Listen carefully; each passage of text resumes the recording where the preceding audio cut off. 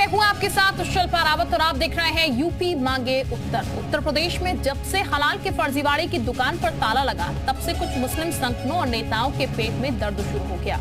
मुस्लिमों की सबसे बड़ी संस्था होने का दावा करने वाले all India Muslim personal law board ने फर्जीवाड़े का समर्थन करते हुए योगी सरकार पर इस्लामोफोबिया से ग्रस्त होने का आरोप लगा दिया।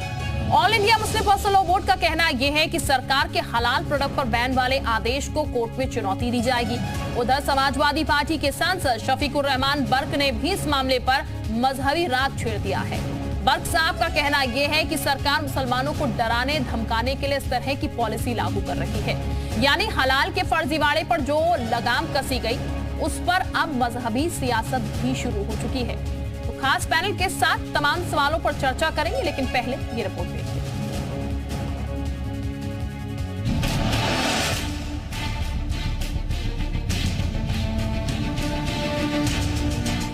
यूपी में हलाल सर्टिफिकेट बैन को लेकर विवाद तेज हो गया है। सर्टिफिकेट बैन को लेकर हलाल ट्रस्ट ने कहा है सरकार के फैसले के खिलाफ वो कोर्ट जाएंगे। हलाल पर योगी सरकार का आदेश all India Muslim personal law board को बिल्कुल भी रास नहीं आ रहा है। IMPLB सरकार के इस फैसले को इस्लामोफोबिया से ग्रस्त बता रहा है और अब बोर्ड ने इलाहाबाद हाई कोर्ट जाने की बात कही है। तो IPC इंडियन पेनल कोड में तमाम दफा है, उसका मुकदमा कीजिए। आप बैन करने की क्या बात होती है? बैन करने से तो लगता है कि सरकार कमजोरी दिखा रही है, सरकार एक खास विचारधारा के विपरीत काम कर रही है और मैं स्पष्ट कहूं तो इस्लामोफोबिया से ग्रसित है सरकार। इस बीच यूपी में कई जगहों पर खाद्य विभाग की टीम ने बाजारों में हलाल सर्टिफिकेट वाले प्रोडक्ट्स की जांच की। गाजियाबाद, सीतापुर, कानपुर, पीलीभीत समेत कई जिलों में दुकानों और स्टोर्स पर हलाल सर्टिफिकेट वाले प्रोडक्ट मिलने पर उन्हें जब्त कर सील करने की कार्रवाई की गई। हलाल पर बवाल तब शुरू हुआ जब यूपी में योगी सरकार ने हलाल सर्टिफिकेट देने वाली 4 संस्थाओं को बैन कर दिया। जो कंपनियां इनसे हलाल सर्टिफिकेट लेती हैं, उन पर भी FIR दर्ज की गई है। कार्रवाई के पीछे सरकार का अपना लॉजिक है। पहला ये कि ऐसे सर्टिफिकेट देने के लिए FSSAI है, तो किसी और को हलाल सर्टिफिकेट देने का कोई हक नहीं है। दूसरा ये कि खाने पीने की चीजों को हलाल और हराम में बांटना मजहबी बंटवारे जैसा है।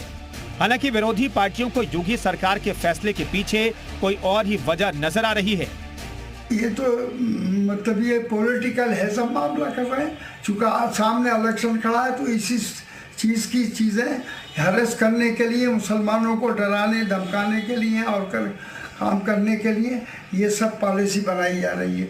ये सब पॉलिसी इनकी बहरहाल पॉलिटिक्स पर डिपेंड करती है, चूँकि इन्हें अपना इलेक्शन 24 दिखाई दे रहा है, इस वजह से ये सारी चीज़ें कुरेद कर बहरहाल ला रहे हैं। दरअसल हलाल सर्टिफिकेट इस्लामी कानून के तहत बने उत्पादों को दिया जाता है। ये सर्टिफिकेट इस्लामी मान्यताओं की पुष्टि करता है, यानी मुस्लिमों के लिए मान्य उत्पाद होने की गारंटी देता है। हमारी सरकार की प्रतिबद्धता है कि हम अपराध और भ्रष्टाचार पर जीरो टॉलरेंस करेंगे।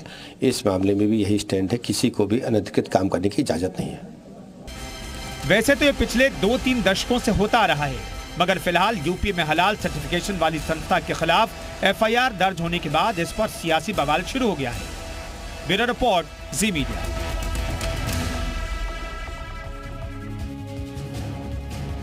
तो फिलहाल ये आपको बता दें, कुछ सवाल भी इसको लेकर उठ रहे हैं और सरकार ने उत्तर प्रदेश में हलाल सर्टिफिकेट प्रोडक्ट पर बैन लगा दिया है। तो साथ ही जिला प्रशासन को आदेश जारी हुआ है कि हलाल सर्टिफाइड प्रोडक्ट की बिक्री पर लगाम लगाएं। कुछ तस्वीरें इस वक्त हम आपको दिखा रहे हैं। शासन के आदेश पर हर जिले में छापेमारी अभियान भी चल रहा है। ऐसे प्रोडक्ट पर चूंकि बैन लगा दी गई है, तो इन प्रोडक्ट को दुकानों पर रखना भी अब जाहिर है अपराध की श्रेणी में आएगा और इसीलिए लगातार दुकानों पर छापे भी मारे गए हैं, ऐसे प्रोडक्ट बरामद किए गए हैं। अब कुछ सवाल हैं वो आपको बताते हैं। अवैध कारोबार पर एक्शन से all India Muslim personal law board आखिर टेंशन में क्यों है, ये सबसे पहला सवाल है। इसके साथ ही फर्जीवाड़े पर लगाम को मजहबी चश्मे से क्यों देखा जा रहा है, सवाल ये भी उठ रहा है। इसके साथ हलाल के नाम पर मुस्लिमों को भड़का रहे हैं क्या बर्क, क्योंकि बर्क कह रहे हैं कि एंटी मुस्लिम ये सरकार है और इस देश का भला नहीं होने वाला है। इसके साथ ही सवाल ये भी है कि जरूरी या ये चुनावी मुद्दा एक बनाने की कोशिश की जा रही है, जैसा कि आरोप विपक्षी लगा रहे हैं। ये कहा जा रहा है कि जानबूझकर ये मुद्दा जो है वो लेकर आया जा रहा है। तो सरकार ने उत्तर प्रदेश में जिस तरीके से बैन लगाया उसके बाद तमाम सवाल खड़े हो रहे हैं और इसके साथ ही आरोप भी लग रहे हैं, प्रतिक्रियाएं भी सामने आ रही हैं। हमारे साथ कुछ खास मेहमान इस वक्त जुड़े हुए हैं, सीधे उनका रुख कर लेते हैं।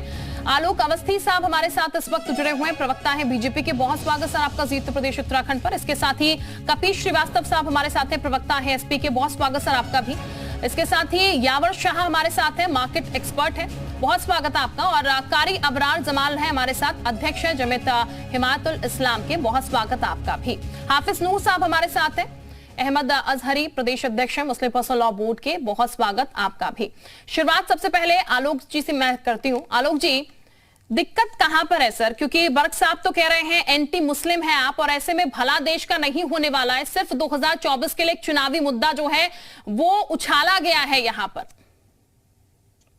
देखिए, इसमें एंटी मुस्लिम वाली कोई बात नहीं। पहली चीज, भारतीय खाद्य सुरक्षा मानक प्राधिकरण है, FSAI के नाम से, वह खाद्य संबंधित उत्पाद को प्रमाणित करता है। और ये जो हलाल प्रमाण संस्थाएं हैं, यह गैर मुस्लिम को मान्यता नहीं देती है। 60,000 रुपए प्रति प्रोडक्ट ये वसूलते हैं। दुनिया में $2 ट्रिलियन और भारत के अंदर $100 बिलियन की इनकी अर्थव्यवस्था पैरेलल रूप से चल रही है। मीट तक तो हलाल सीमित था, हम जानते थे कि मीट में हलाल और हराम और झटका होता है, लेकिन और यह इस्लामी रूप से वध किया जाता है, जिसको जबीहा कहते हैं, और ये कलमा पढ़ करके उसका वध करते हैं। लेकिन और ये क्या खाएं और क्या नहीं खाएं मुसलमान ये अपना तय करें, इस पर सरकार का कोई हस्तक्षेप नहीं, कोई रोक टोक नहीं है। लेकिन सवाल वहां पे खड़ा होता है, जब आप दवाइयां, शहद, नमकीन, मेवा, डेयरी प्रोडक्ट, गुड़, टूथपेस्ट, कपड़ा, मसाले, इनका हलाल से क्या लेना देना है? इनको हलाल सर्टिफाइड करके आप इसमें भी क्या कलमा पढ़ रहे हैं? और पहली बात, यह एक तरीके से जो देश की जो 85% जो आबादी है वह गैर मुस्लिम है, उसके ऊपर ये गुपचुप रूप से थोपना, क्या यह 85% जनता के साथ धोखाधड़ी नहीं है? ये हलाल काउंसिल ऑफ इंडिया मुंबई और चेन्नई और जमीयत उलेमा हलाल ट्रस्ट दिल्ली और मुंबई, ये चारों संस्थाएं इसमें हलाल का ये जो सर्टिफिकेट दे रही है, इनको किसने नियुक्त किया है? भारत सरकार ने कोई मान्यता नहीं दी है। भारत सरकार ने इनसे नहीं कहा है कि आपको वसूलना है।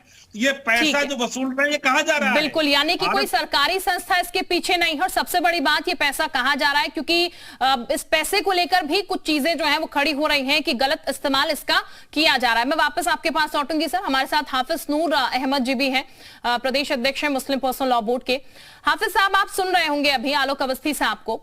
हाफिज साहब, एक चेन होती है, एक सिस्टम होता है और उसके तहत चीजें चलती हैं। फूड सेफ्टी अथॉरिटी है हमारे देश में जो कि हर चीज को पास करती है। फिर सर ऐसी जरूरत क्यों आन पड़ी? मीट तक तो समझ आता था, लेकिन हर प्रोडक्ट पर हलाल का स्टैंप क्यों, और वो भी प्राइवेटाइजेशन, एक तरीके से प्राइवेट तौर पर? सरकारी संस्था इसके लिए क्यों नहीं? वैसे तो बातें कुछ और हैं, लेकिन मैं, जब आपने पूछा ही है, मुझसे ही सवाल किया है इस ताल्लुक से, तो मैं इतना बताना चाहता हूं कि जैसे हलाल है, हलाल जी सारे लोग जानते हैं, पूरा भारत जानता है कि हलाल मुसलमान ही इस्तेमाल करता है। अब पूरा भारत जानता है, हर वर्ग जानता है कि गौमूत्र जो है वो हिंदू समाज में ही इस्तेमाल होता है, मुसलमान इस्तेमाल नहीं करता है। तो जिस तरह से पतंजलि के में गौमूत्र लिख करके और पूरे भारत में परोसा जा रहा है, तो ऐसे अगर कोई हलाल अगर चला रहा है, क्या एतराज है आपको? आपको क्यों एतराज हो गया?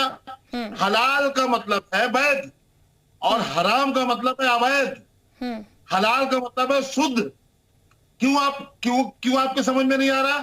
लेकिन आपको टारगेट करना है कि मुसलमान जो है पैसे क्यों कमा रहा है, मुसलमान ताकतवर क्यों हो रहा है। तो फिर आप मार्केट क्या बांटना चाहते हैं?